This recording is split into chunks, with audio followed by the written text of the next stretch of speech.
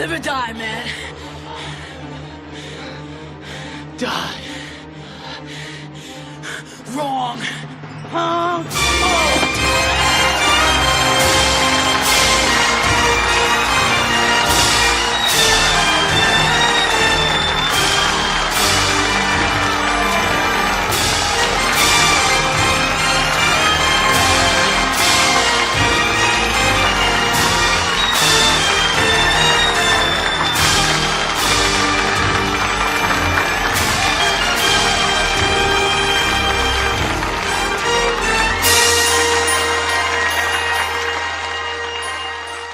This is Kari Payton, and you're listening to Three Black Geeks. So keep on listening, because they're going to keep on talking.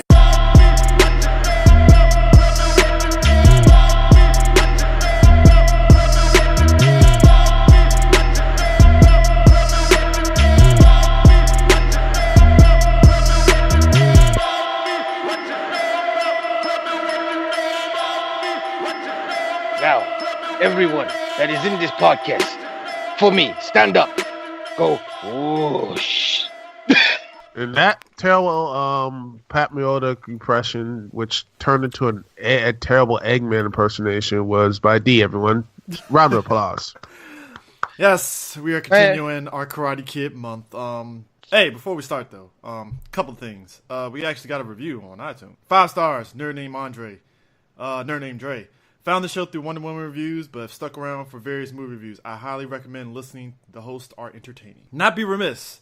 A boy Classic Materia from his podcast and stuff. He commented on Instagram on the Karate Kid series, and I'm pretty sure you guys will laugh at this.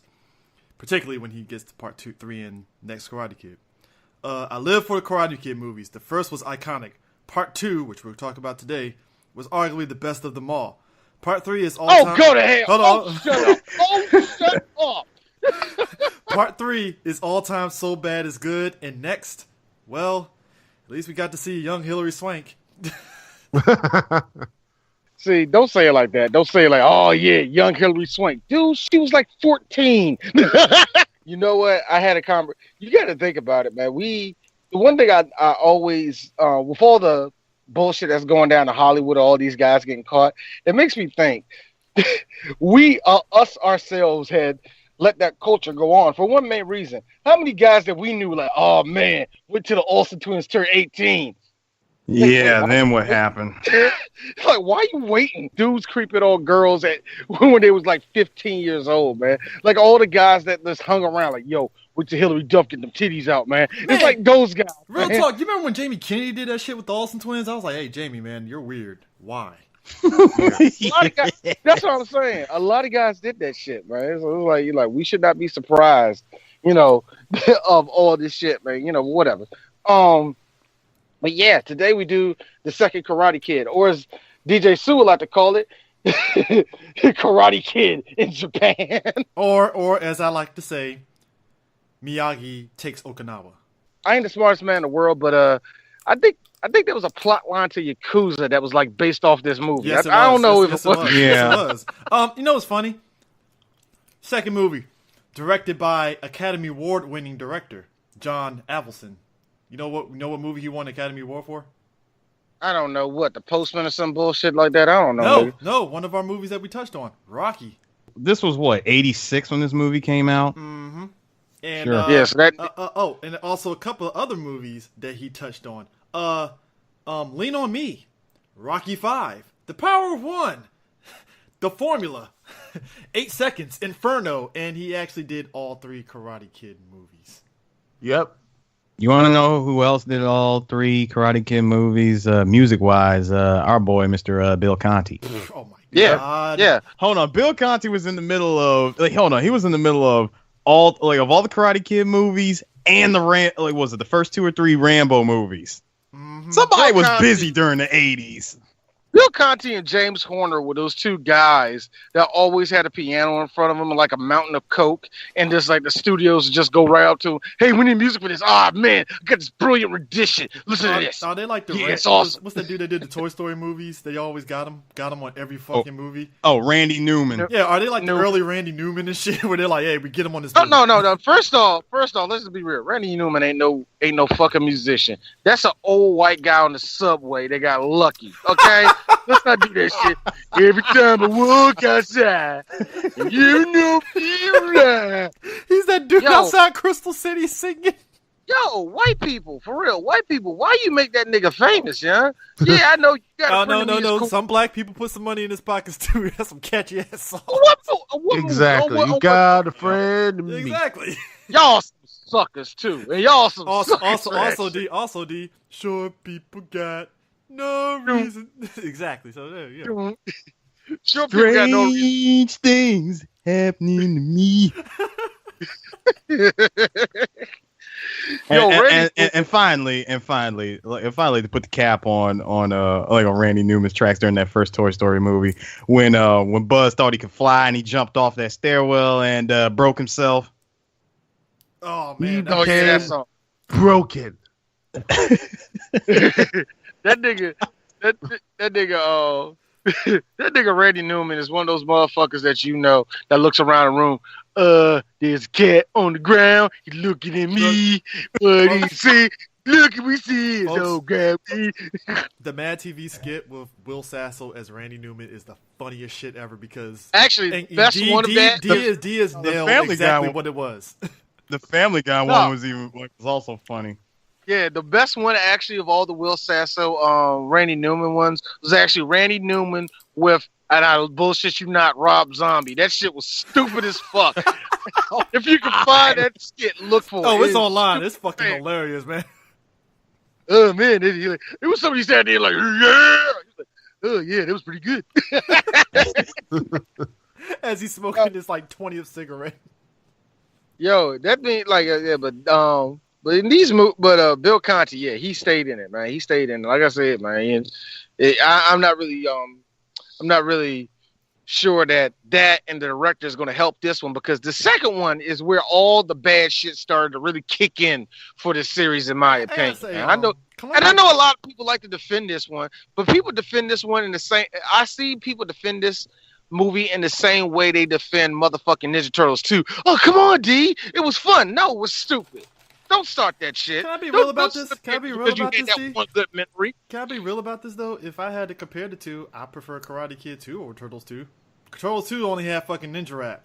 That's if you really if you ask somebody, Chris, if you don't get your tall narrow ass out my face with the ninja rap shit, nigga. Okay, that's the only thing everybody remembers Turtles 2 for. See, wait, stop. Hold on, guys. Hold on a second. Stop everything here. CJ, are you really gonna say that the redeeming factor of Ninja Turtles 2 is one of the worst songs in the history of Ninja Turtles? That is the only thing people remember Turtles 2 by. I didn't say it was the best thing. I was like, only people remember Turtles 2 was ninja rap. That was it. What about you?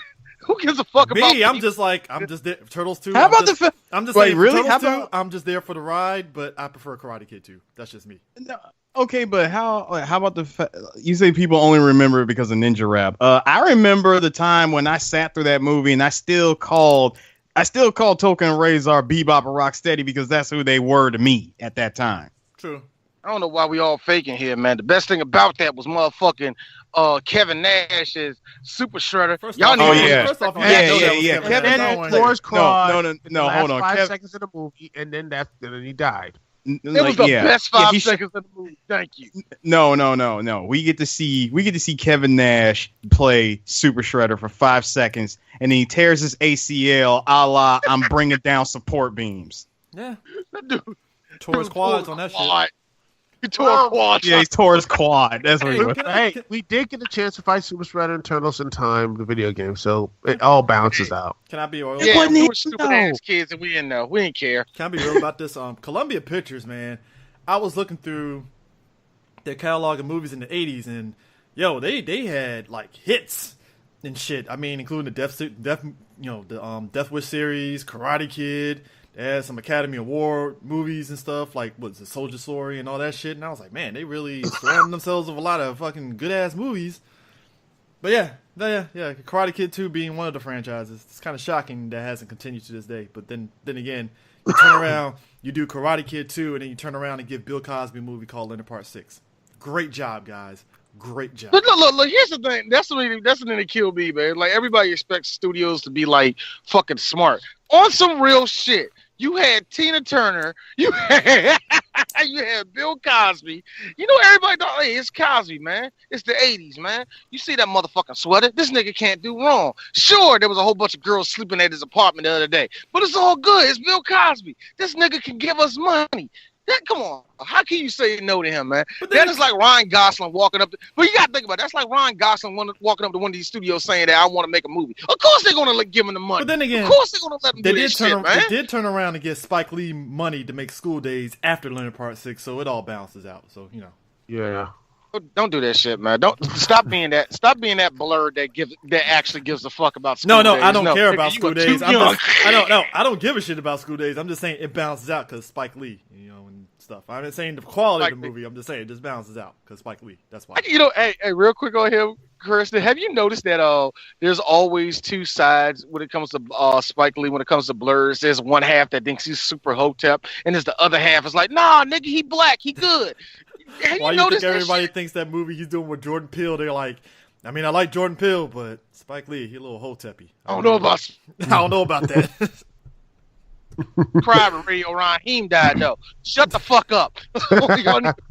Pick a damn side, my nigga. It's probably the highest selling. Yeah, this movie made the most money out of the original trilogy. What was it? It had a $13 million budget, and it turned in $115 million at the box office. Now, this movie's runtime is 113 minutes. So you mean to tell me that this movie made $1 million a minute? Pretty much. I love the fact that this made the last one was like $8 million. The budget was $8 million, and they made over $90 million. What they do? They bumped it up like we'll give you like say $5 extra million. I mean, it's karate. Like given the style of the way that they shot the first film, if they were going to do a sequel, and if they're going to keep it in that same tone, why give them any more money? And then the third movie made $38 million fucking dollars, and that's when they was like, "Well, did this shit? We're done. Pack it up." We're done. On some real shit. On the real shit, when we going to get to that third movie the following week, but they should, see, the 80s have proved to me one thing.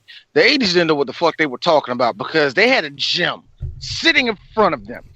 They didn't love it. Fuck the 80s, man. Out of this runtime, you know what bothered me, particularly with 2 and 3? How the hell do you pad 5 minutes committing to recapping the first movie? Last time on the Karate Kid. I looked at it, I was like, 5 minutes, really? 5 minutes you pad that shit? Whoa! Wait a second, CJ. You getting mad at the pad? You're getting mad at the padding in the first 5 minutes. I was more upset of the exposition from Daniel after that 5 minutes. No, after the parking lot scene, you mean? Yeah, after the parking lot scene. After the parking lot. Parking lot scene. That pivotal parking lot. Oh, you mind if I play some audio of that? Now who's a loser? You know, you're really sick, man. Hey, come on. Hey, where you going? How does second place feel now, huh? Come on, he can't breathe. Mind your business. You're gonna kill him. Sensei, please, you're hurting him. He's sorry, Out. okay? He really is. Fucking parking. That's the shit that gives. Beat it slow. Or you're next. Uh-oh. Miyagi is angry. Oh yeah.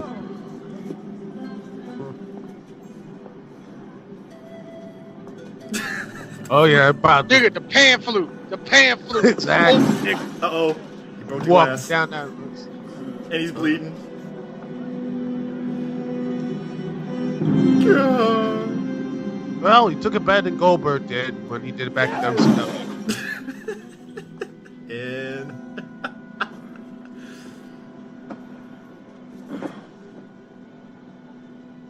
Mercy is for the weak. We do not trained to be merciful here. A man face you, he is enemy.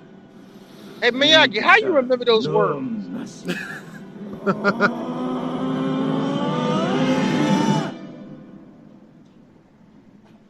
And just like that, John Kreese shit himself when that happened. You know that, right? He just released. Let me tell He you released something, the folks. sex he went to honk. He released right there. All of his everything in his ass just went out at that point. Man. and that's why he didn't come back until like the third one. Now, But here's the he had thing. to get a change of pants. That's why he didn't come back. Yeah, man. That was a life changing shit right there. That's actually what you're trying to say. That was life changing shit, literally. Actually, Let me tell you something. There is something to be said. Me and D were joking about how, you know, a lot of people look at Miyagi as the wise Asian that might do something. And it's like John Kreese literally had that look on his face after he broke both of his hands on the glass and is bleeding. He just had, like you said, D said, he had that look of like, he's going to kill me. This old man's going to fucking kill me. And it didn't happen. you know what? You're ignoring the better part. I like how Miyagi knew enough to press down on his controller so he can dodge that fucking punch in the first place. I honestly thought there was a contact sting. You know, you press X and stuff like that from God of War and everything. Just like boom, boom, there it is. Quick time event. That's it. It's a quick time. Yo, man, why the fuck? No, the thing that gets me was that much like the one thing I noticed in Cobra Kai, they teach just run at the motherfucker and don't try to predict which way they're going, because John went in one fucking direction right for that window. Here's the more important part about that. So, whose fucking car did he just like break like that? You know, I think one was his, but who's the other one? I gotta imagine. Can you imagine if you broke like a black dude's window and shit? The motherfucker be like, "Hey, what the fuck, man?" Just fuck up. Real story though. The referee that was in the first one and in the third one, right? Mm-hmm. He was actually on some real bullshit. That dude was actually a karate master, actually, man. He was actually in the movie. He trained with Chuck Norris, and actually him and Chuck Norris had like a little like a dojo and all that shit, man. No bullshit. He was like the real only legit martial artist on that whole fucking movie. So that's kind of funny to me, but he still couldn't get anything good other than that cheap ass 70s disco suit he was wearing after the thing. Like, man, that does make sense. That does make sense that they would get a referee that is a legit karate master. Yeah, they would. But even though that karate, but when he said when he saw Dan go for that crane kick, he's like, "Oh, look at this bullshit." No, look at this bullshit. Now you know what? He probably thought to himself, "Man, this is the stupidest thing ever. Like nothing is gonna come of that damn move." Sure enough, that move went on to becoming like one of the most pop culture icons of all time. One thing D brought to my attention, I never paid attention to because it was out of my mind, is how this movie wrote off Ali, and Daniel's mom, just like that. Oh my god! And that's where Eric's. Hey, DjTsu, that was your part. How Daniel came in the next day from going to the prom or dance or whatever it is. By the way, he came in usual Daniel LaRusso fashion. Oh, Mr. Miyagi. with the Riddler. And he just comes in like typical Daniel, mad at the world, like shit is falling apart all around me. Daniel, like, can you believe this? Exposition. Girlfriend I thought I was gonna be with forever. Exposition. My mom did something. Like, my mom got new job, got promotion. Exposition. How's that supposed to happen? I'm supposed to go to Fresno. Exposition. Hey Miyagi, what are you doing over here with all the wood? Like, building guest room. Miyagi listening to white boy who talk too much. It's like you could just tell that both of those characters that were so important in the first film, not only they're barely mentioned, but they're never seen. Especially Daniel's mom. Yeah, Daniel's mom. That shit was hilarious. Let me get this right. So Ali leaves him for a UCLA football player. Upgrade. Okay. Hey, I got to be honest with you. Yeah, I'm going to say upgrade because, Danny, let's just look at you, man. You're from Jersey and you have anger problems. You got also Daniel has community college written all over him. Just saying. Daniel has welcome to Target written all over him. Hold up. You're not putting it in 80s form. It has to be a department store. Welcome to JCPenney's, man. No. Welcome to Sears, man. How you doing? Welcome to Sears. Sears robot. Oh. Oh Lord, man. So But Miyagi, yeah, go. I'm sorry. Go ahead. so Miyagi gets a letter, and the postman botches his name up, like Mr. Miyagi. Oh, he slaughtered that name, and Then Daniel gets mad, like, "Hey, postman, it's Miyagi. Put some respect on his name." Oh. now did you like how Daniel comes to find out that this guest room was actually his room? Yeah, yeah, because Miyagi has a way of making Daniel feel better, but also putting his ass to work. Exactly. Pretty much cheap labor and karate training. Mostly cheap labor. Is putting a hammer in a nail karate training. I'm sorry. Like, I don't see the logistics of that. Oh. No, you have to breathe, and you just put the hammer in, boom. That makes you get +2 offense. Hey, Duke got a point there, man, because also, if the pan flute plays in the background where you say that shit, it's actually +5 to whatever little to defense, offense, whatever it is that is supposed to be teaching in that instant. Yo, it don't make no fucking sense, man. That don't make no fucking sense. How the fuck that Daniel dude said +2 though, that's what fucking has me. Daniel has me dying with that. Daniel is so. Daniel at the same time is so worldly, but at the same time so fucking naive. It's amazing, man. So, Mr. Miyagi, what little Asian shit you guys show me today? It's like, damn, dude. Yeah, It's not, oh yeah, exactly. It just, you know what, he just, also, Daniel's accent, maybe just me ever watching stuff, much WWE. I'm just waiting to see like his second cousin, like Enzo Mori, walk in or something. I mean, like, yo, what we doing there, Ralphie? Yo, Danny, what's up? You know exactly what it is. It's like every time Danny talks, man. It's like talks in gold necklace. That's what it really feels like every time he talks to me, man. So Miyagi ends up finding out that his dad is dying, and we've also found out that he ran away from Okinawa because he fell in love with a woman named Yuki, who was in an arranged marriage. Yukie, my bad. Yukie. I botched that up really bad. Hey, it's all right. It's all right because this movie botches that really, really sad storyline between Miyagi losing his wife and his son. So they kind of just paint over that shit. It's like he loses his wife and son. So they almost did that. They really almost did that. Oh, so you had a love of your life over there? Yeah, Miyagi didn't want to bring you over here. You in paperwork. They didn't want to deal with that shit. Exactly. What about your wife and son? What wife and son? The last movie. I'm sorry, who? Oh, yeah. Miyagi drunk. He didn't know he's... Miyagi makes shit up. So somehow, and again, I always joke about 80s money and stuff. Somehow, Miyagi, he gets the passport in one day, which you can do. Somehow, Daniel manages to, get a passport and a ticket to Japan, too. And I'm like, so he uses tuition money to get that? How much was the ticket? Well, he must have used some of that New Jersey charm. No.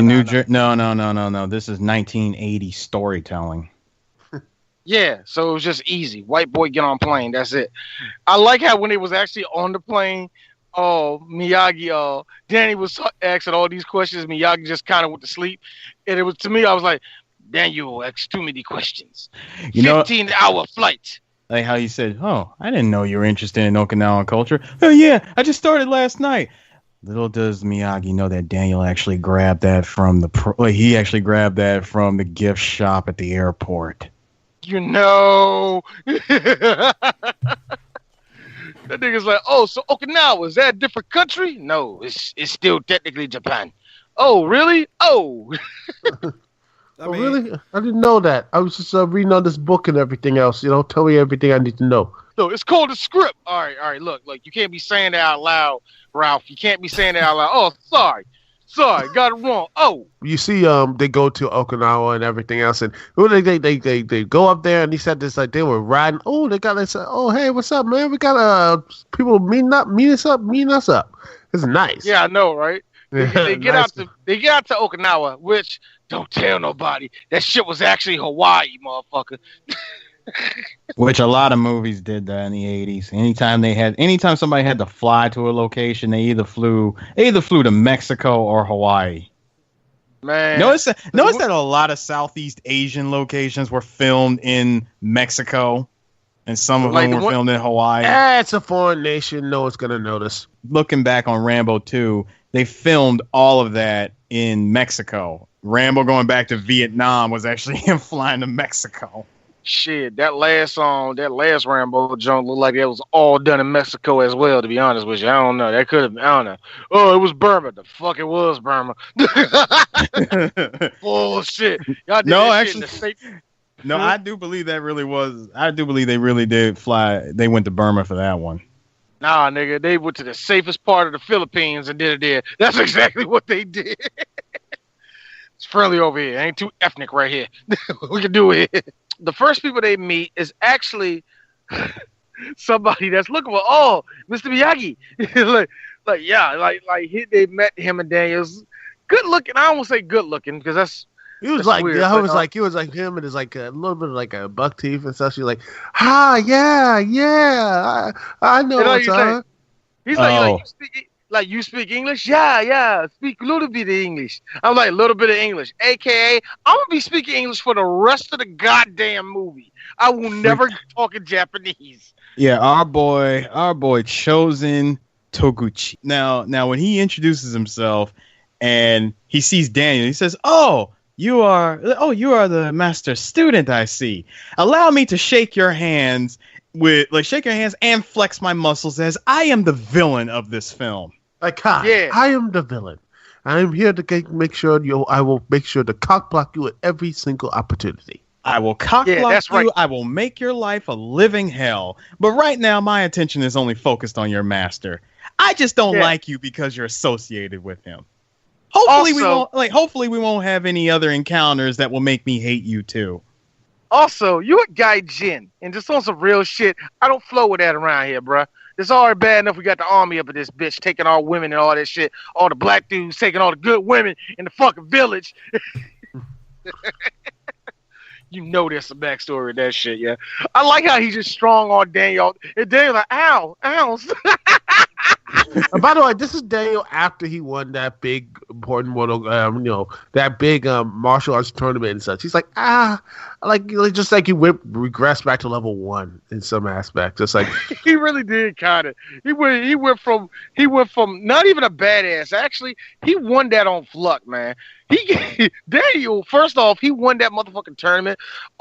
He got the safest route through that tournament. Everybody he had to face was either tired like a motherfucker or just real talk. They was weaker than that month. It was like they were just really weak, and Daniel just took him out. He had the soft fucking schedule of that shit. He didn't get a challenge until he had to fight Cobra Kai. So Daniel, to me, is still like a white belt to me. He has not really ranked up to me, man, at all. And I like how Miyagi already knew what to break. Like, hey, where we going? Like, no, where we going, man? Like, no, we going the right way, nigga. I think I know where they about to take us, bro. You ain't gonna like this shit. Sadly, Miyagi couldn't pull the Michael Corleone line where he looks back and go, oh, we're going to the north side of the island. We're not going south. And notice that Chosen actually had like the biggest shit-eating grin. Like, oh, we about to fuck this dude up. At that point, I was like, watch, they're going to start talking in Japanese to each other. They be like, man, these niggas don't even know where we taking their ass, man. We about to fuck their ass up. You mean like instant villains that just show up right at the perfect time of the film. Like, this is your villain. You know this is your villain. Get used to him and enjoy him. Because you get some villains that are just straight up villains, and then, using the other movie that we're going to talk about next week, we get villains that just ham it the hell up. You get villains. This is what I call a level 2 villain. He knows what he is. He wants to be what he is, and he doesn't want to be anything else. Sadly, though, he doesn't grow from that position. So yeah, Chosen is a level 2 bully. Okay, Cobra Kai were level 1. They really were truly level 1.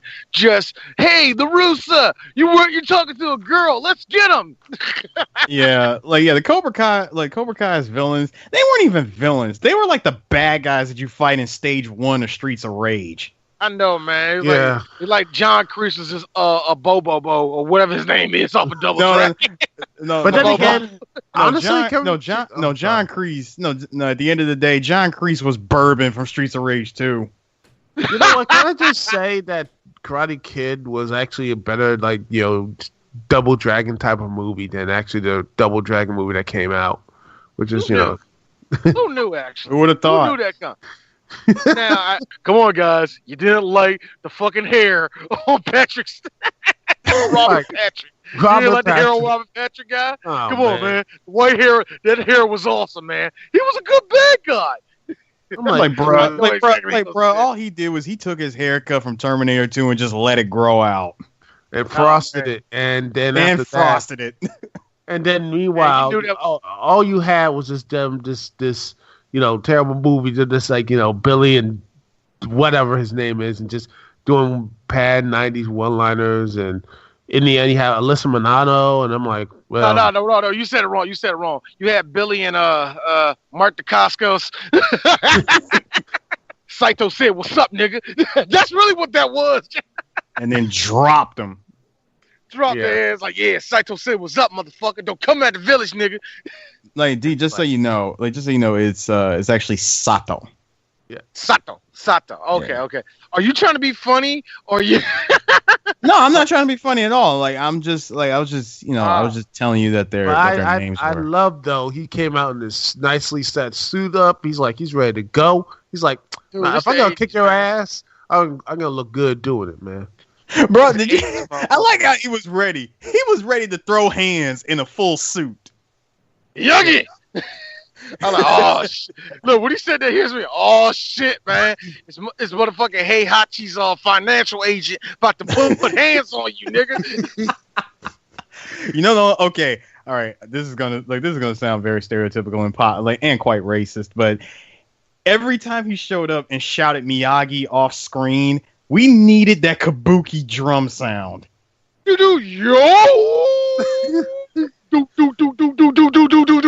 He had the voice for it, though. That's the only reason why I would say that. He just had the voice.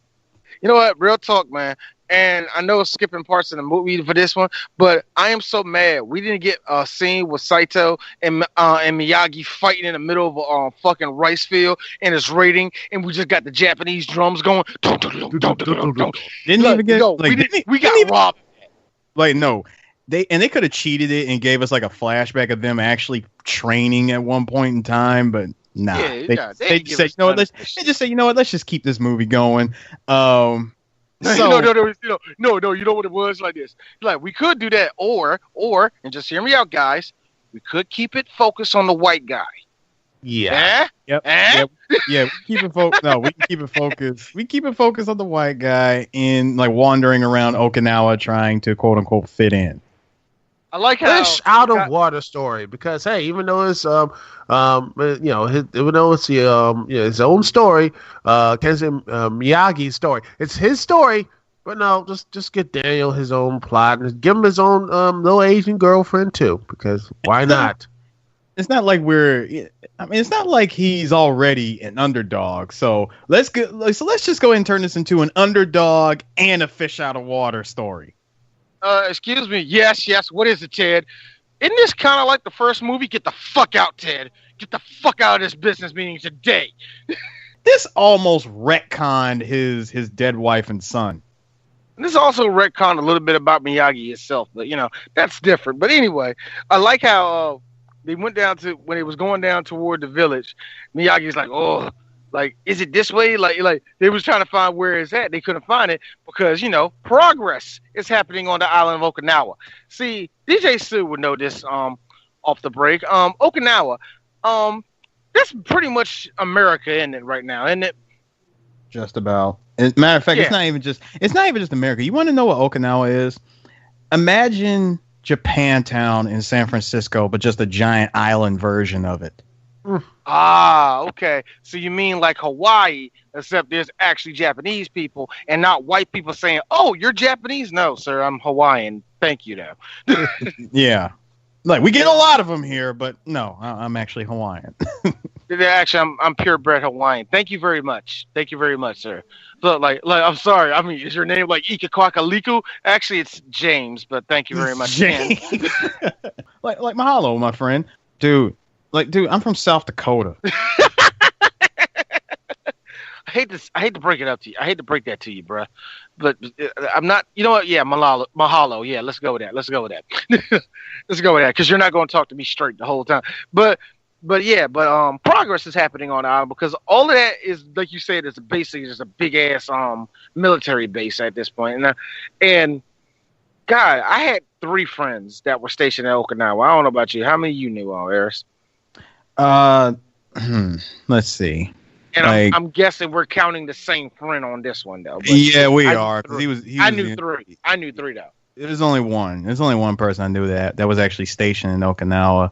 Well, no, wait. I'll say 2, but but he's actually a contractor. He wasn't in the military. He was just a contractor. He just goes from different bases between Japan and Okinawa. So really about 2 people. It's only about 2 people that I knew from Okinawa. So Okinawa is what you call like the American safe zone, I guess. Japan, I guess. I have no idea. I don't know, man. It's the biggest base. You know, it's kind of like how Quantico is in Virginia. It's just a giant base all over the city. And I hate to be that historian, but Okinawa is technically the Australia of fucking Japan because they just dumped all of their prisoners over there and all of the quote unquote black Japanese people on that island and just let them run the roost. Come on, y'all seen Mugen off of Samurai Champloo? That's where he was from. So that whole island was nothing but a bunch of pirates. A bunch of rice farmers, and some real talk. It's a whole lot of white people over here for some strange reason. It's always been like that on Okinawa. But they went over there, and of course, like I said, progress is happening on the island. They pass an army base and all that, and they finally find a small village where Miyagi is from. Now, the thing that really kills me is the first person they meet is Kumiko, which is the love interest of this movie, and I laugh because they couldn't write. It's like it had literally had to write in, "Be weak with your English," for only 5 minutes of this movie because she was really weak in English, and then the rest of the movie she was fine. I had no idea that made no sense to me, man. Well, the actress who plays her is Tamlin Naomi Tomita. And she is like a Japanese-born American actress and singer. Now I thought she did good again, playing the role. And ironically, she just happens to be born. She was born in Okinawa. Yeah. At least look, hey, it's always good that you get somebody from the homeland. You know what I mean? Unlike Pat Morita. Pat Morita, like, man, fuck you, man. Like Morita ain't from Japan, man. Fuck you. I know how to speak Japanese, man. Konnichiwa, Morita-san. What you say? And you want to know something? This was actually her first big movie. I hate to break it to you, but it's like her only big movie. No, it's not. No, actually, no. She was in a couple movies though. What she was in a lot of shit, dude. Okay, first of all, she was in, she started on Karate Kid, and then, yes, she was in a few other smaller films. And then she came back again in 1993 in The Joy Luck Club. She was June in the Tekken movie. Oh, wow. Yeah. Yeah, yes, she was. That was really, really sad where they just killed her off screen. apparently that's been her thing. And yes, she actually did voice. Well, no, she didn't even voice her actual character. She voiced additional voices in the Karate Kid TV series. Hey, that's something that this series had. It surprisingly has multiple, movies and everything else. It has not only this, but you have the sequels, the semi-reboot with the next Karate Kid, the Karate Kid that took place in China, but it's basically kung fu. So they had a cartoon. They had 2 shitty video games, man. And now they're supposedly going to have another one that's going to be a Cobra Kai, which is going to have you're going to have Ralph Macchio in it. So it's going to be on YouTube. So this thing will not die. All the stars of this movie ended up doing good except Ralph Macchio, in my opinion. Hey, it's like Ralph everybody Macchio else had a good. had a good run. Don't knock him. He had a good run. Man, look, He had the 80s was good to me, man. Oh, hey. He had my cousin Vinny. Can't take that away from him. You really dude, can't. He was in that thing for 8 seconds, y'all. Don't He say was that shit. he was in it for 8 seconds, and yes, Joe Pesci did steal the movie from everybody. I'm about to say, don't do that shit. That's like saying, hey man, Marco Imperioli, he was in motherfucking he was in Goodfellas, and he got shot by fucking Joe Pesci in that movie, man. You act like he did something to that thing. Hey man, but he did tell him to go fuck himself before he died. It's like, don't give him credit for that. No, don't give him credit for that shit. But you know what? He had one of the best. In the 90s, he also voiced one of the best anime films of all time, The Secret of NIF 2, Timmy to the Rescue. He was the lead voice of Timmy Bisbee. Ew. Sequel? Yep. I'm sorry, man. Nothing beats the original Secret of NIF, man. Yeah. I'm sorry. I know. Ralph Macchio was in The Secret of NIM too. Yep. How did I not hear? Hey, you're going to go? Like, hey, I'm going to help Mom. Oh, going to help going to help all the mice. I'm sorry. I'm sorry. He voiced in this. He voiced in a sequel that came out 10 years too late. Nah, man, they should never been a sequel in the first place, dog. You know that. No, they really shouldn't. But you know what? They're planning to do a reboot, and it's gonna be a CGI live-acting hybrid, pretty much like the first. And Dude, Alvin stop and the talking. Chipmunks. Stop. I like to ruin people's day, so thank you. Stop, Duke. Stop. I like how you just. I can see the smile on his face when he said that. Just ruined all your day, did I? Like, stop. Like, Duke, just please, just stop.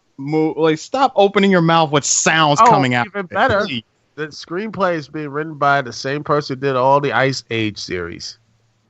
Hey man, so you know it's gonna be A-class material for like the first 15 minutes, and the rest of the movie gonna be shit. No bullshit. Despite the motherfucking sequels they have in that movie, I will always say that movie's funny for the first 15 minutes. All of them are always funny for the first 15 minutes, and then the plot kicks in. It's like, okay, now I can stop giving a shit. Now, D, can I bring up something real quick? Like, since we talked about how Ralph Macchio's career didn't go anywhere, quote unquote. He did have a nice 5-year gap from 1993 to 1998. Like, after he did, and it wasn't too long, because after My Cousin Vinny, he did Naked in New York, and then he just stopped, just disappeared at that point as far as films go. And then he came back in 1998 in Disneyland and Secret of NIF 2, and he's been working consistently ever since. Well, look, now the joke is, everybody, and that's the thing that always get me. People expect if you were in a hit movie, you always have a career. You know what I mean? You will always have like solid work or whatever like that. Sometimes it could be where it's like, I don't want to act no more. Sometimes it's like, hey, it's really, really hard. And you know what? I hit the mountaintop. Or then it's like, you know what? I found my groove. And yeah, it's not making me the millions of dollars, or it's not where people think I should be at, but I'm happy. You know what I mean? And actually, it ain't if, because I've seen him recently. Ralph Macchio looks like he's fine. He's fine. I mean, you know what I mean? both, and the thing is, both him and William Zabka are going to be in that Cobra Kai movie together. So it's going to be interesting. That's going to be so stupid to me, though, man. I'm sorry. I don't know how you. That seems so forced, man. That seems just as forced as, like you said, like a CGI movie. They're going to just slam together. It seems like it's that lazy, and that, I won't even say lazy. That's wrong to say, but you know what I mean, man. It feels like it's like y'all just getting it off the name. Y'all just. Well, hey, to be fair, he's going to be he's producing, so maybe that's hey, and that may be a thing too, because hey, man, Fred Savage is actually a good director and good producer at this point. So, hey, that might be his thing. You never know, man. And like I said, and once again, Ralph hit the mountaintop very early in his career, man. So, sure, his acting didn't work well in other projects, but he's all right. And also, I think because he didn't age until he was like 31, that kind of really fucked him up too. I think that kind of fucked him back too. So, whatever. we finally get over to Miyagi's basically the Miyagi house, and Miyagi sees his father right beside his old love. And she's like seeing him basically die, just like he's just dying off most, I guess, a stereotypical way of a Japanese man dying in his home. You know what I mean? And it's all somber and shit. And the one thing that really gets me though is that when Miyagi walked in, his dad looked up like, "Nigga, where the fuck you been at?" I was in America. I had a wife and child. But we ain't gonna talk about that. Let's not talk about that. Now, you know what it was, right? Hey, Miyagi, so we heard you just left and you fought for the Americans. What's up with that, nigga? Oh, you think we won't forget about that? Trading ass motherfucker. And yet that has never been brought up, ever. Nah, they didn't even bring it up. See, that's what really made me laugh because that wasn't even Saito's beef, man. Yukie, she was arranged to marry Saito, wasn't she? Yeah, no, she was arranged to marry him, and she rejected or some bullcrap. Right? No. Like what Miyagi did was he's the one who actually said, you know what, fuck. He was like, fuck tradition. I'm gonna break that shit, and I wanted to marry her anyway. And of course, this caused the splinter, that wedge between Sato and Miyagi, and what ended up happening is that Sato challenged him to a fight to the death. And when Miyagi refused to fight his friend, he chose to just leave Okinawa altogether, and he went to America.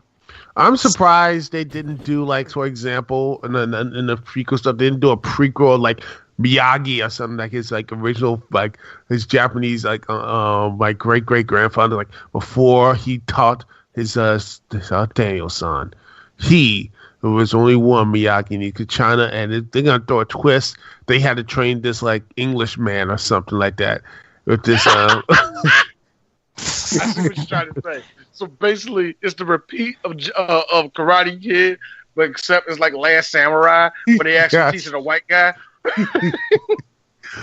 Yeah, and you can have the 18th or 17th century of they're playing the version of "You're the best around." You know, dude, that doesn't sound too far off from Hollywood's running out of ideas shtick that they would try to do today. It's always, but yeah, think about it. The Karate Kid falls into the Hollywood trope of the foreigner or the brown person teaches the white person something trope that we always see in Hollywood. You know what I mean? I mean, it already is anyway. There's no way you can get around that shit. Oh, no, I don't mean the trope of the Asian person teaching the white person how to do something or vice versa. I just mean, let's take a franchise that we haven't explored in a long time and throw in a prequel story to the original story that made the shit popular to begin with. They have Jackie Chan playing as Miyagi, and they'll just well, if you think about it, if you really think about it, I mean, come on, Pat Morita passed away long before the remake was made in the first place. And when he was gone, I was like everybody else. Yo, if he's gone, don't do nothing with Karate Kid. Don't even touch it. Leave it alone. Nah, they had to, man. They saw opportunity. And also, to me, it kind of exposed Hollywood for not knowing the difference between karate and kung fu to me. Even though they kind of admitted it, but at the same time, it felt like, then just change the title. Just call it something else then. That's actually what they did. That's actually what they do here in Japan. See, Karate Kid isn't even called Karate Kid here. Let me guess. Will Smith's son learns. No. Even the original one, they don't call it that here either. Ooh, what do they call it over there then? I would love to know that. My first time figuring it out, because I was actually trying to find the movie myself, and I typed in Karate Kid and it wouldn't show up. So I asked everybody, I showed them a picture of of the movie poster, and they said, "Oh, it's called Best Kid." What? I'm going to guess they called it that because of the song. That's my vote. I really don't think that they call it that just because of the song, because it's not like the song is popular here. Well, yeah, you got me there. But it seems like that's the most logical way of. Only reason why I said that sounds logical to me because it's like, well, of course, the best kid. No, it's just called Best Kid. Huh? Best kid. Because you know what it was? Japanese people saw that. That shit ain't karate. I mean, look, they'll give him credit by actually star. They give him a credit. Look, they'll give it credit by having the movie star an actual man from Japan, but you know, we got a Japanese actor. Part. I know, D. He was born in America, but still, the fact that he's Japanese. I can imagine Japanese people had that same argument like who was that? Samuel Jackson said about black people from Britain. Like, why we getting all these British actors? They don't know how it is to be black in America. They kind of do. They kind of do though. I can imagine that same argument with the Japanese. Oh, but you couldn't get a real Japanese person to do that shit. Time Saito shows up, like you said, man, it's like there needs to be a kabuki yell just followed by every time. This dude is seriously pissed off. I'm really surprised there ain't one part where Miyagi crossed him and he's like sitting in the middle of the road and like jumping up and down, man. We see Sato practicing trying to break that board that him and Miyagi used to use as a practice dummy as kids, and he still hasn't broken it. Even Miyagi looked at him like, is that the same one from when we were kids? Yes. What do you want? I mean, this is like after. Wait. This is like after his. Yeah.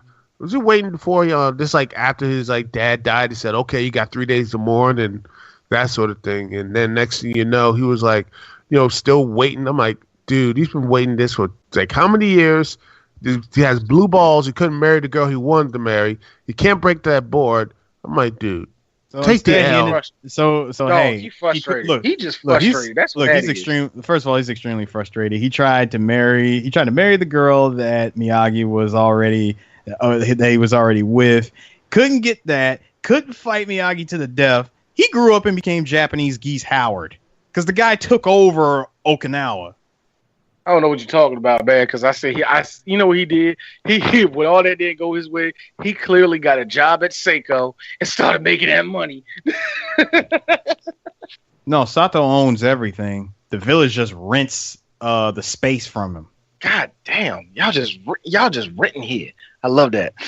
Why do you think earlier on we saw Daniel running the Chosen, and Chosen was screwing the villagers out of money by using them fake weights. I'm like, bro. Like the scale of food and shit. Bruh. Like, bro, looks like you're gonna be a little bit busy. Oh! So why don't you come back and see? Why don't you come back when we have this conversation when you're not so busy, all right? Have a good day. And I will back up the whole idea that Danny is still a fucking villain. But on real shit, dog. You was fucking over people, man. Now, hold on. Now with this movie, I have to say we need to play DjTsu's drinking games here. Every time the word honor is mentioned, take a drink. Okay, Eris, you've been living in Japan for how long? Like about 5 so years or something like that? A little bit longer than that? Yes. Okay, how many times have honor come up? Like, just seriously, like honor in the way we think, like, you dishonored me and honor like that. Nowhere near the amount of times that comes up in this movie. He's like, nigga, I live here.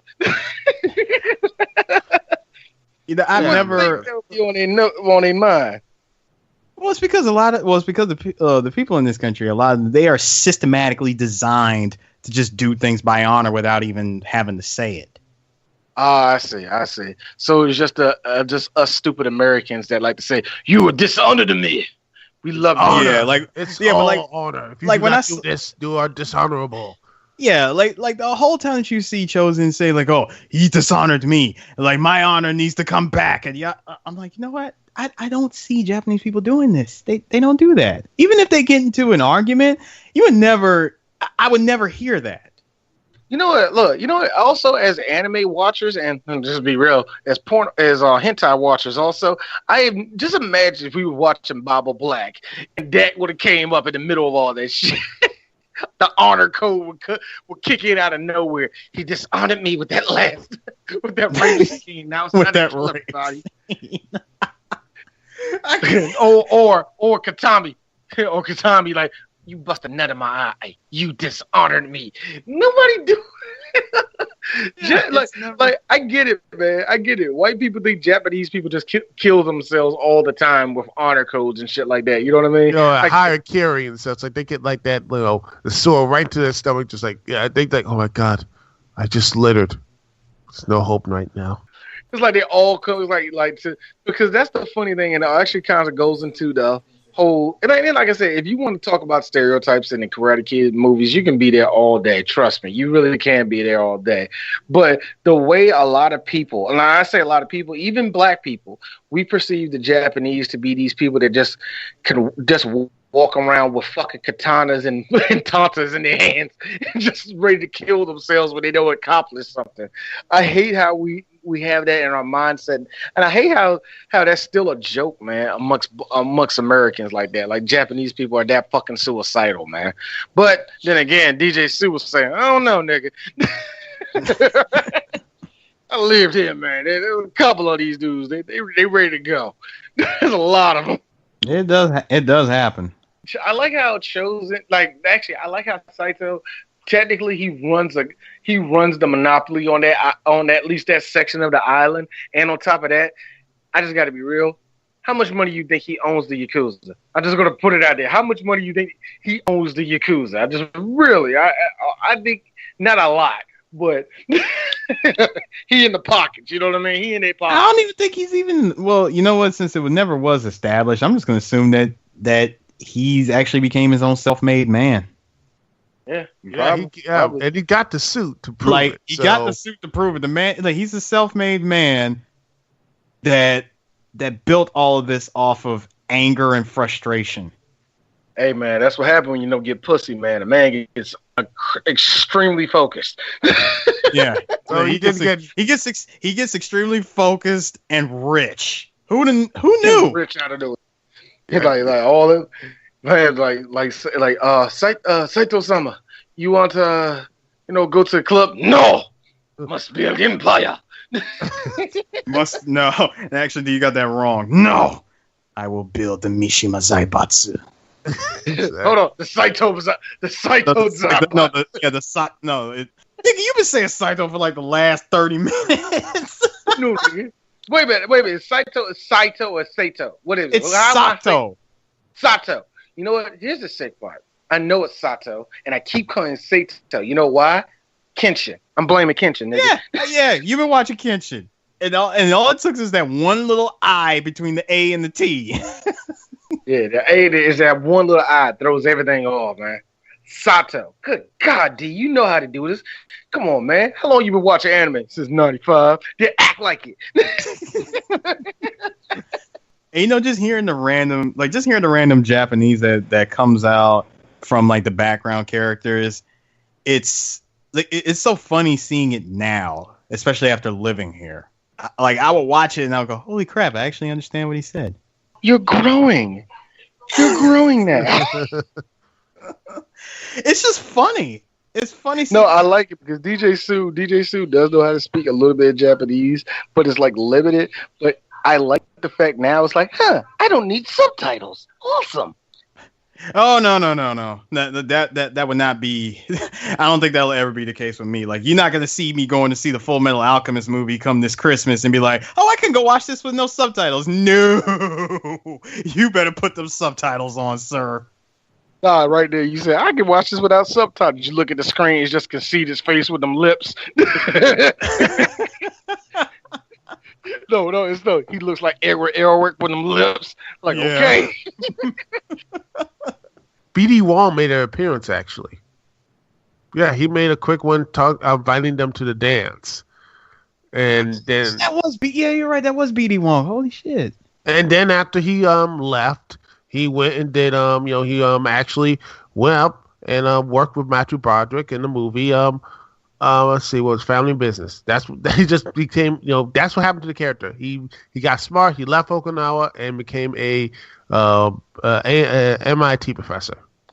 There you go. Yeah. And then he went from a MIT professor and end up working for the FBI, and he started working for the SUV in New York. And then he did a little bit of time, working on some dinosaurs and such, and then bada bing, bada boom. Actually, no. All right. So it's SVU. Then he worked with some. Hey man, it's all about growth. That's really what it is. It's all about growth when it comes in. I didn't even see him in the movie, so that's actually kind of amazing. Yeah, he was that guy. Like he was the guy. Dr. Henry Rue. Mm-hmm. Like he was the guy who showed up and spoke to Daniel and Kumiko and invited them to the dance club. Yeah, and he actually was as Brad Wong. That was his pseudonym. He says, not Brad Wong. Yeah, Brad just Wong. Brad Wong. He's trying to get her interest in becoming a dancer by going to America. And so they decide, well, hey, what's this place over here? First he sees the karate school that Chosen is one of the masters for, where he teaches the US military, like the freaking MPs how to fight. They see that place, and all then you're hearing out of there is like what I call Japanese and white guy grunting, because white guys have this thing to always go super Bruce Lee with their grunting, like yeah, I know that crap, and you hear all the Japanese go yeah. There's that, and then they go over to the next place. They say, hey, what's this place over here? Let's go check it out. No, this is a bad area. Let's not go in there. Now, by bad by Japan terminology, it's a little rough around the edges for us. They look at it as they look at bad as in oh my god, like we could die if we go in here. We look at it as in somebody might get punched, but that's ain't gonna be no further than that. Yeah, I mean, homie might got a knife on him, might stab somebody, but come on, man, don't be a bitch. So they go inside and they're watching these guys do their national pastime of 80s Okinawan culture, which is breaking ice. Test your might, as it were. Yeah, basically test your might. And I said, holy crap. Test your might. I was like, yo, when did we leave the Karate Kid and we ended up in the best of the best territory? Yeah, I was about to say, thank you. We went right into best of the best territory in this zone. But I like how Daniel, because he thinks he's a fucking pro at this shit. Hey, actually, it doesn't take strength. You don't need strength to do it. No, it's all about movement. Oh, exactly. You gotta wait for the. It's all in the mind. Like it's all in your mind. Like it's all up here. It's not even in it's not in your fist or anything like that. Trust me, Mr. Miyagi, he taught me how to do this stuff. It's just look at this guy. He's doing it all wrong. Like his stance is all wrong. The whole thing comes from your hips. Like you got to twist your hips when you do it. Black guy overhears this in this loud ass club, by the way. He says, "Oh, you think you can do better?" It says, "Hey, put some ice down." In comes Chosen. Chosen, were you not just teaching your students a little while ago? How did you even know that Daniel was here? No, man. No, he just Chosen. Just like he had my rival here. I gotta go. Class canceled. class canceled. Suddenly a wild rival appears. I must go after him. And even better, I have to go now. My rival needs me. I love the fact that he was like, man, it's not right. Man, you just gotta wait for the right button prompt, and bam, you're gonna knock all the ice there. You know what? We over here talking about how Chosen just showed the fuck up. No, you know who needs to get that award? Miyagi. Miyagi, like, oh no, white boy gonna go in there and break hand. Actually, no. D. Everybody deserved an award. Chosen deserved one. Miyagi deserved one. And then right when you thought the surprises wouldn't end, he said, "What? $600? I can't cover that." You are covered. Freaking Sato shows up. How does everybody know where everybody is? We all got we all got tracking devices. Okay, that's what's up. Hey Sato, how you in the pit? Village is only 3 blocks long. Come on. Village is only 3 blocks long, and this is the only interesting place on the whole island. I think it was just Sato got like some satellite stuff, man. He's rich enough to have I got my own satellite. That's how I'm here. Just so I track you down. Make sure you don't leave. Like, you know what? The one thing I did notice about him, and I'm surprised you didn't say nothing on DjTsu. Sato looks like a dude that has a punch card for a Soapland place, man, doesn't he? Yes. No, not just a punch card. He looks like a guy that owns it, but he's never there. All right, Sato-san, you're finally here. Oh, this is your 8th visit. Free ice cream? Yes, that's why I did it for. I did it all for the ice cream. Like, I came here for the Frogurt. The Frogurt? So not only does Miyagi like, don't worry, Daniel, you got this. This is what I'm going to do. I'm going to pray to God that you break this shit because that's $600, and I don't think I got that.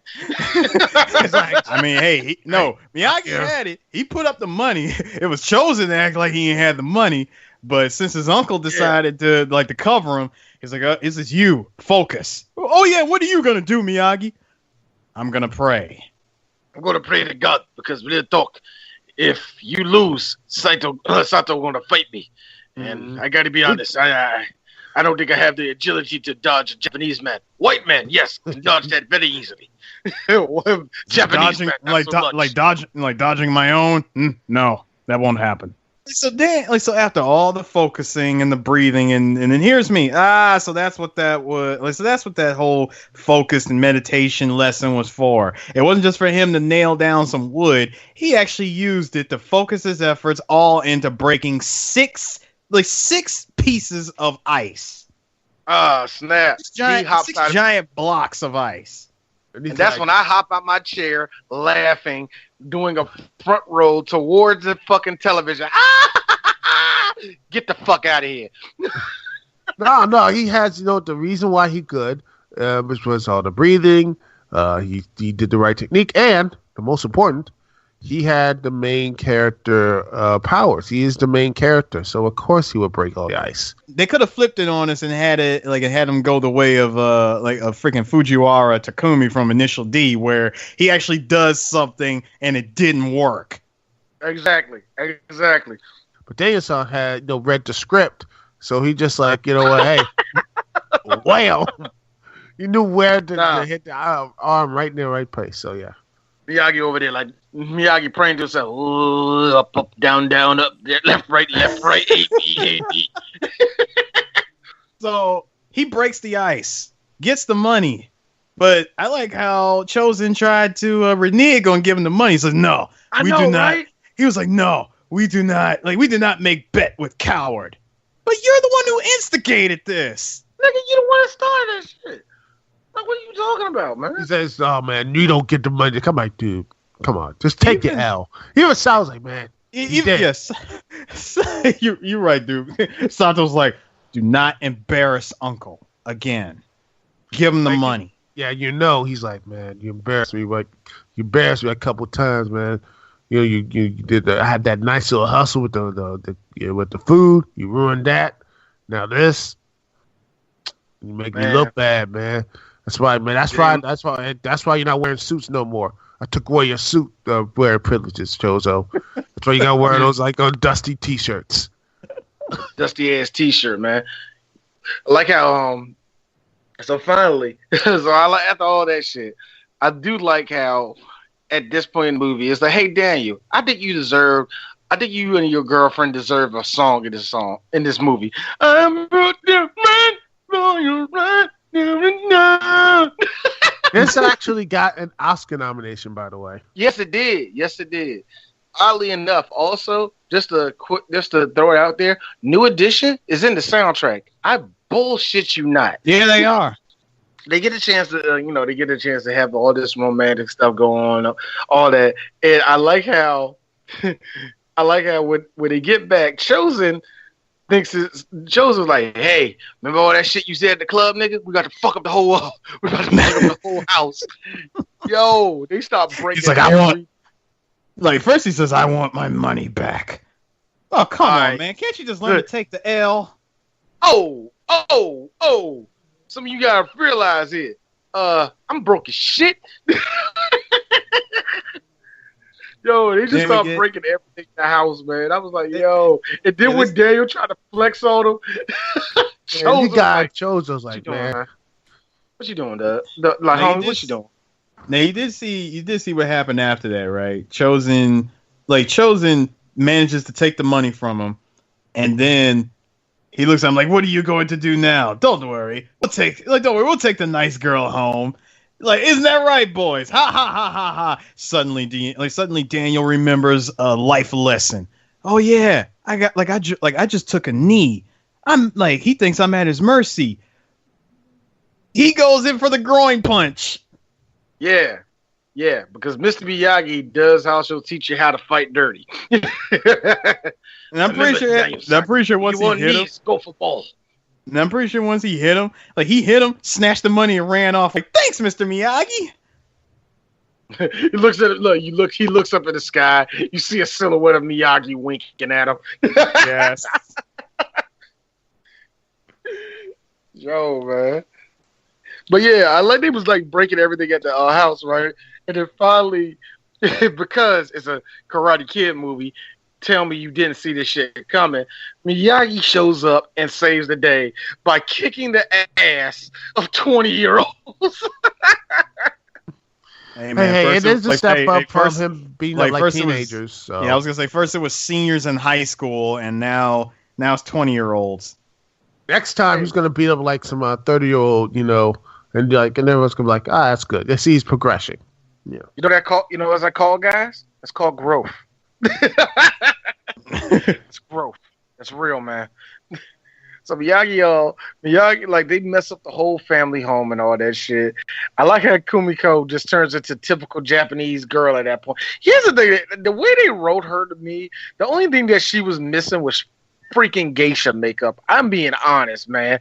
They made her stereotypical timid Japanese woman. Yeah, I really dislike that shit. That was all they could write for her. Like, man, look, man, I've been watching all these old Japanese movies, and apparently Japanese women, they do whatever you want for real. Yeah. The next thing that happens after that is shows up with bulldozers. I like how he just showed. They just walked there, Miyagi, like, what the fuck is you doing? Yeah, it's called progress. He's like, I sell. No, not even progress. He just shows up and says, I'm selling the land, but I destroy it first. Damn, man, that is like right up there with the villainy of like somehow like Captain Planet or something. I thought the Planeteers were going to show up at this point, but like, hey, what is he doing this? Like, return to like a 80s special or something like that. I'm surprised I didn't. I'm surprised. I mean, thought, like, Duke, you thought it was like that. Me, I just looked at it and said, I was like, really, Sato? Look, okay, I understand you're frustrated of the years of not being able to fight Miyagi to the death like you always wanted, but bruh, this is petty. This is real petty, dog. My wife said this. I'm petty to a certain extent, but bruh, this is petty. You're willing to sell the entire island, sell all of the land, and force everybody out of their homes if Miyagi doesn't fight you. Yo. Angie had me rolling. Angie like this. Angie said, "This nigga going a long way, man, just to get some old pussy." and you know something else. This is something that every major villain in Karate Kid film should understand, and they never understood it until it was too late. You never back Miyagi into a corner. Yo. Because guess what? Had they went along with it and the fight was actually going to go down, I am quite sure that Miyagi would have beat the brakes off of him. And he would have felt sad for doing it. Even though later, after he accepts his challenge, and Sato tells him, Miyagi, I've waited a long time for this. No tricks tonight. You leave, everything will be gone. Their homes, their church, everything gone. Play the gong. I need the Japanese gong right there. Yep. And he's like, everything, including that doghouse, everything. All right. I was originally planning to just take my student Daniel, and we were just gonna dip and leave the next day. But damn, man, since you're really gonna do all this, all right, I'm forced. You're forcing my hand. Okay, I'll fight you, but under one condition. You return the title of the village to back to the village. Like, give it back to the owners, man. So, Sato like this. I like how Sato's like, ha, you asked too much. Oh, please. It's a small price to pay for your honor. Again with the honor. Here's the other thing aside to say, like after all that was done, I can imagine Chosen saying, "But Uncle, why did you do that?" He doesn't know that the Japanese government is going to be here next week and going to bulldozer over all of this crap anyway. He dumb as shit. Now, as all this is happening, this is where the movie slows down. They both agree to it. Daniel, freaking Miyagi said, Miyagi walks up to Daniel and says, "Daniel, this is for you." He says, "What is this? Last will and testament? You get he said Yukie gets the house here, and and you get my house and pickup truck back home." Hey, yo, Mr. Miyagi, are you saying you're going to die? Yeah. Sato can throw them hands. I don't know if I can win this one. Exactly. Throw them hands. You got to throw those bows, and my gun's going to lay down and, just take the L and just, at least everyone's like, in the end, the village wins. I take the L. I move on. At least there won't be any more obstacles. He did try to do something for the village. He's like, "Hey, get the village back to the people that live here, man. I'll fight you for that. Whether you win or I win, I don't care. The point is that the village goes back to the owners." All right, cool, nigga. Nigga. So after this is when we get the love scene between Daniel and Kumiko. So they decide to reenact Miyagi and Yukie's tea ceremony scene. Oh, yeah. Tea ceremony scene. Where in real life, it's not that sexy. But the white people that don't know nothing about Asian people, oh man, she want to fuck me. I don't think that's how it is. Yeah. I didn't think that's how it was either. I just thought it was just two people sitting down enjoying tea together, drinking that dirt water. I'm sorry, that is what I call it because I really don't care for green tea at all. You just called it dirt water though, bruh. You just called. Well, have you ever actually tried actual green tea before? Yes, I have, because my wife thinks that she's freaking Japanese. So yes, I had that tea. Is it dirt tea? Look, is it dirt tea? Gotta. Yeah. Do you not see the little particles of dirt at the bottom of the tea? Well, they're in love, that's what it is. Can't go in love. What you had, what you had the tea from the motherland, bro. All right. Mm-hmm. It's a whole different story compared to what y'all get back home. Nah, man, it's like y'all got the little particles down there. Nah, man, that means somebody fucked up on the juice. They're enjoying the tea together. Oh, yes, we get it. You two are infatuated with each other. You are, quote unquote, falling in love. We actually get a kiss from the two of you. And then the plot shows up. What's Miyagi doing with Yukio? Doodle brown, doodle brown. Doodle brown.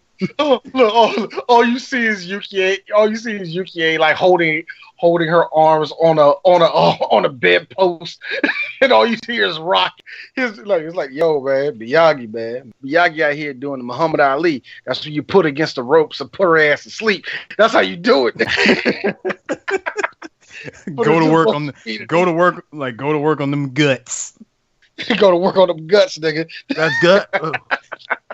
Like, hello, I am a typhoon. I showed up randomly.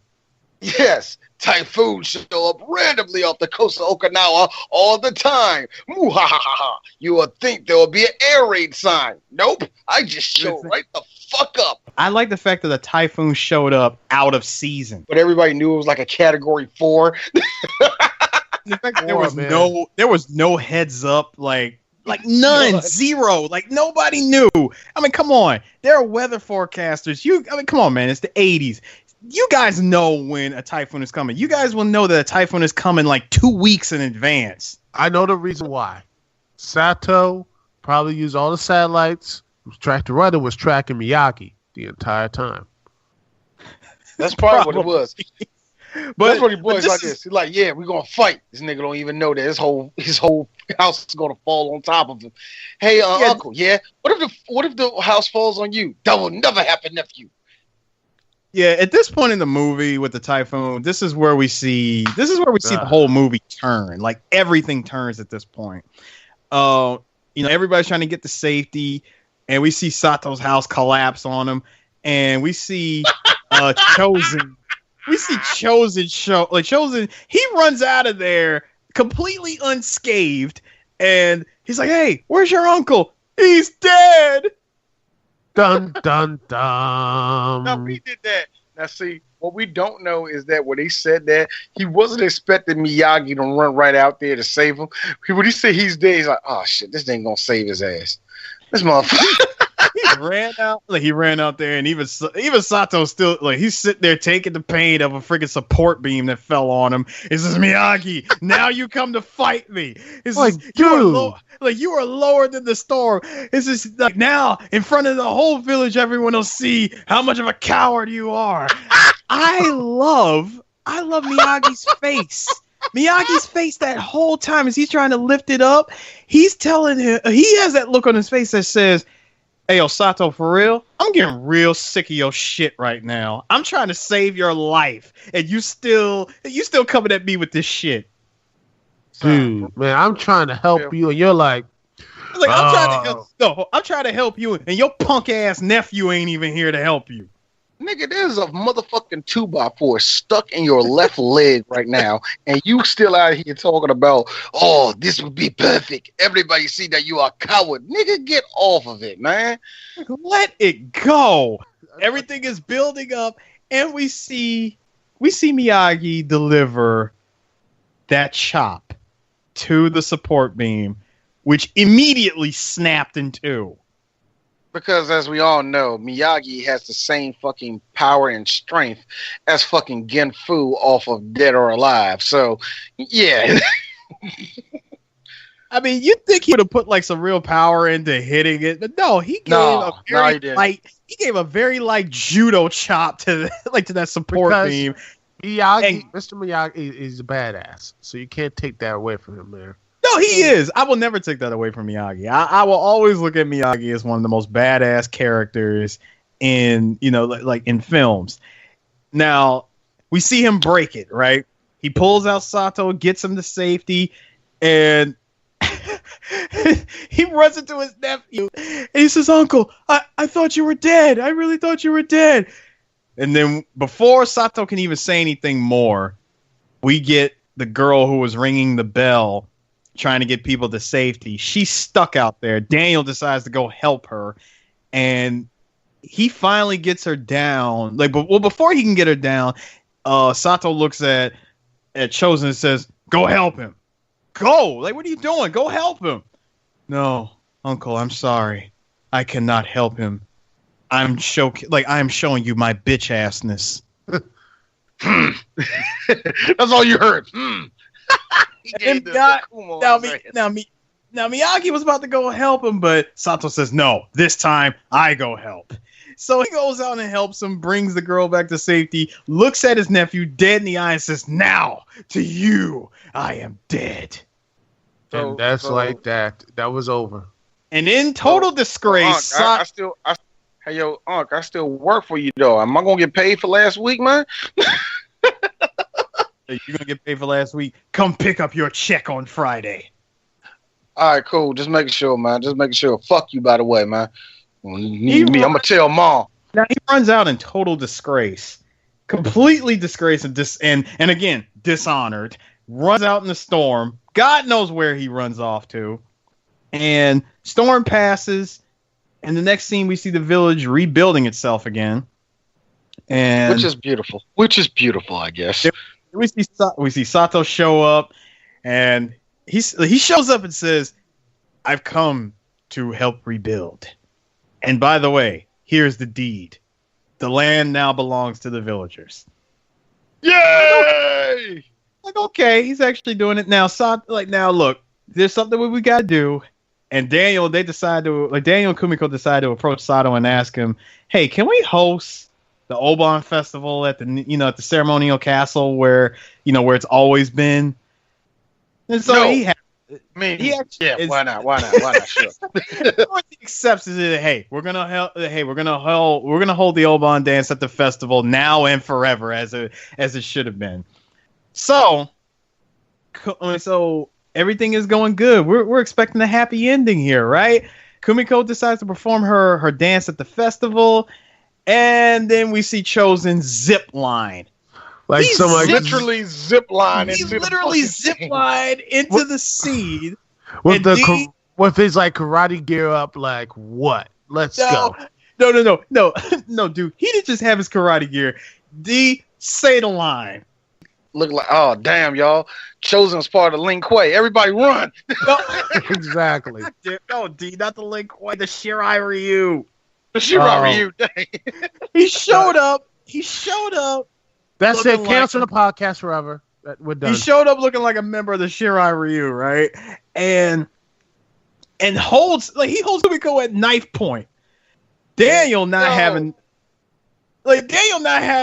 taking none of that bullshit, decides to run up. Before he even decides to run up, he tells him, "Oh, come on, man! Look, let her go. Let this whole thing go. Why? Why? Is it even that serious? No, you dishonored me. You dishonored me once before. You dishonored me again. There will not be a third. Now you will cross this bridge and fight me, or I will kill her." Then you probably say, "Oh, what's with this country and honor?" And then here's Sato. Chosen, don't do this. I'm sorry, Uncle. I can't hear you. Remember, I'm dead to you. Word came back to bite him in the ass, didn't it? Hey, got a point there. So I like how Daniel threw that fucking bridge into the to the little pool beneath them. Speaking of which, that was kind of a pretty pool around them. You know what I mean? Like in the middle and all that. That's kind of pretty. Moat and shit. There's a lot of shit in this movie I would believe. That I don't. That I don't.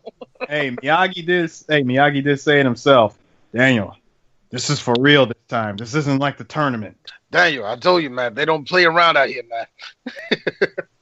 Then finally, after Daniel was getting his ass kicked, finally, what did they do?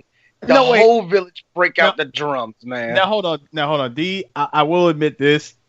Unlike his fight against Johnny in the first movie, I will give Daniel credit. He actually got more hits off of Sato this time around. Unlike Johnny. They actually beat the shit out of each other. So I like Johnny. Johnny ran face first into a kick. Okay, he did. Now, like you say, he breaks out the drum, and the whole village breaks out the drum. And Daniel figures it out. Daniel actually had a Po moment from Kung Fu Panda. He figured it out. Yep, and everyone playing the drums like, oh Lord, hope this white boy gets it. Like, I like that. This white boy. You know that's exactly what it was. When Saito broke his out, like, oh bullshit, Saito. Like everybody just happened to be carrying that drum at the time. Everybody's playing it. The drum is rocking back and forth. But he's like, wait a minute. Let me apply the drum. Let me apply the drum with me trying to dodge that. With me trying to dodge that freaking like that big ass like swinging spear from earlier that cut my shirt. Oh, that's the counterattack. Holy crap. Okay. All right. All right, Chosen. All right, Chosen. Like Miyagi, I get it. Oh, thank you. Now, Chosen, come catch this fade. Yo, why the hell would he did that? Like, here's Miyagi. Oh, now finally, white boy, get it. Did you like how judging from the way that the camera was positioned, it looked like Chosen was getting hit by nothing and Daniel wasn't even singing. It was like he was like he was just selling for nothing. Yo, who was the choreographer for that fight, man? Yo, get it? Like I was like, I'm looking at Chosen like, dude, how's your face getting more beaten up? And I don't see a single fist flying. The answer: white privilege. What? Hey, I will use I will use my New Jersey. I'll use my Jersey Shore white privilege swing attack. But I like how Chosen, a Japanese man, was taller than Daniel, a white guy. Completely different weight class at that. No bull, man. And yet he got stomped out by Daniel. Man, Daniel thinking he a badass now. It's like live or die, man. Live or die, man. Because in Jersey you die. Oh, Bada boom, realest guy in the room. How you doing? honk honk, and just dropped his ass. Yay! Daniel son. Now I like that he grabs Kumiko. It's like ooh damn, yeah, we're gonna need some ice on that bruise of yours. But I mean, I'm glad you're okay. Like yeah, Miyagi, I did it. I beat that guy's ass, and I did you proud, man. Miyagi, wink, fade to black, roll credits. Never surrender. You know what, man? I like this one. The second one had its flaws, of course it did, but I actually liked it, man. And again, for all the flaws that it had, I'm going off a number. It's the best selling out of all. Like it was the highest selling one out of all three, even though nothing beats the original. And that goes with any trilogy. Nothing can ever beat the original. You know what? That is very true. I think this the second one. I can see the reason why it did earn the most though, and I understand why there are some people that think this is the best one, even though it was like, oh no, not really. Like it's hard to do. It's hard to do. Like had they never made, you know what? Let me ask you guys this question: had they never made a third one, because considering that it took 3 years for them to make the third film. Yeah. If they had just made part 1 and 2, I think we would have had another Ghostbusters 1 and 2 situation on our hands where people would look at Karate Kid 1 and say, nah, nothing beats the first one. The second one ain't shit compared to it. It's not as good as the first. But then you're gonna have people on the other side of the argument saying, no, I think part 2 is actually better than the first movie. No. Well, Ghostbusters, the first one's great.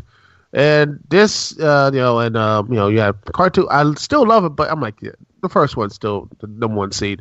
Karate Kid Part 1 and 2, however, I think they both are pretty good. First one's great. I think this one is just below tier. I think at the end of the day, people will remember Karate Kid 1 more than Karate 2. But hey, Karate Kid Part 2 is actually pretty good. And, man, you don't see movies like this anymore, the more slowed down pace and everything. I think it was actually very good. Now, can we say that the Karate Kid was on its way to having a perfect trilogy like Back to the Future? You know what? That's hard to say. And see, that's I said hard. No, hold on. I said on its way. I mean, before they made the third one, because no one knew they were going to make a third one. But if they did, unlike Back to the Future, where you knew a third one was coming after you saw the second one. So, again, I was going to say that's hard to really say because, I can see them we can see them stopping at this one. Of course, hindsight being 2020, or even being back then at that time, yeah, this is a good place to stop. You had a second one, and you made buku amount of money on this one. So you know what I mean. There's no real big reason why you should make another one, outside of like, hey, maybe we can make an easy buck. That's probably the only reason why they made the third anyway. Just regular old Hollywood greed. You know what I mean? But was it on its way? That's hard to say. You know what I mean? At least in my opinion, that's hard to say. I mean, that's not knocking the first two though. It's not like they were intentionally trying to build up like a series of a trilogy, because each time that they kept putting out a movie, they would always say the end, thinking that was the end of the movie, because they did it in the first one and they did it in the second one where it said the end, even though they titled it Part 2, and the third one they titled it also Part 3. So I don't know. It's like they would put out a movie, and even though it's a sequel, they'll say, "All right, this is going to be it. We might make another one, we might not make another one, we don't know." But you already had two. You had two very solid movies, which is the first two. Yeah, but again, You're right, though. I don't disagree with you, though. But let me make that very clear. I don't disagree with what you're saying, though. It's just that I think it's really, if they never brought out a trilogy, it would have been nice. You know what I mean? We stopped it where it should have been stopped at. You know what I mean? It would have been nice. Now, true, you could bring up the argument we needed one more movie. You know what I mean? That would have been nice if we got, you can bring up that argument because somebody will. But there's always. It was a great way to end it. I think if they would have ended at part 2, I think the Karate Kid series would have been looked more positively. I think it would have been more of a positive look. It would have been like, wow, this is really 2 good movies and it ended on a high note. Then part 3 happened. Again, we'll touch on part 3 when we get to it, next week. But with what you said earlier, there's always gonna be someone that's gonna say, "Hey, we need another one. We need another one." There's still people that say that today about Back to the Future.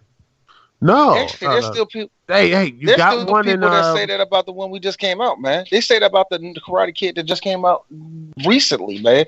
Like, oh man, Jaden Smith's a little bit older, Jackie Chan's older now. We could make this like something special. Like, stop, just stop, man. Oh. People really assumed that they were gonna make like another trilogy, like the old Karate Kid films. Man, I hate it here. I'm sorry, that scene always gets me, man. But yeah, you're right. You know what? And the one special thing that we're forming out in this podcast is that there's always one missing member of Three Black Geeks. So this one, the missing member was CJ. So the next one y'all going to hear us on is part 3. And good God, part 3. Oh, here we go. So see you folks later. Peace.